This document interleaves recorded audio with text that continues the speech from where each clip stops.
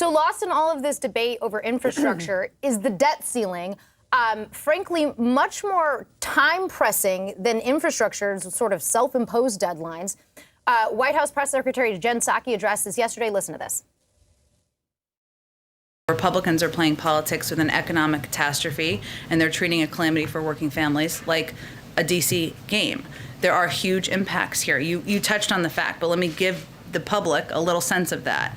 An instant recession, 6 million jobs lost, 15 trillion in savings wiped out, Social Security checks and payments to our troops blocked.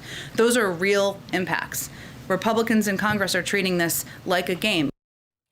Leader Schumer insists the GOP will come to its senses. Optimistic as this October 18th deadline reaches closer. But one senior GOP aide, John, is telling CNN Republicans could hold out, quote, longer than Biden and the Democrats. That's for sure. Do you think it's true?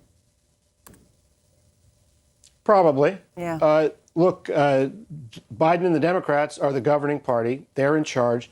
This is a true game of chicken where if the two cars collide, the world economy blows up. Yeah. And it is true that Republicans are playing political games, trying to extract a political pound of flesh from Democrats. But Democrats do have the power to do it as part of this reconciliation process. It's difficult. It's time consuming.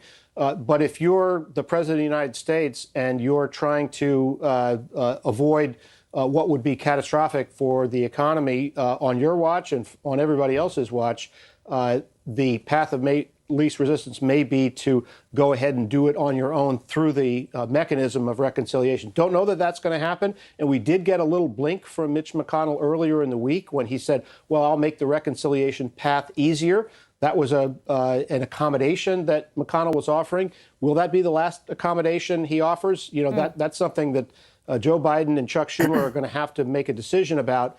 But I suspect that they will end up deciding to do it through reconciliation. And the debt limit will get raised. The question is, how much of a white-knuckle time for markets and for political leaders is it going to be? When I start reading all these stories about trillion-dollar coins being printed to get out of this problem, I always know we're in silly season, dangerous silly season in Washington. And here we are again. You know, how can we get out of this mess? Yep. You get out of this mess by, Congress raising the debt limit. Thanks, John.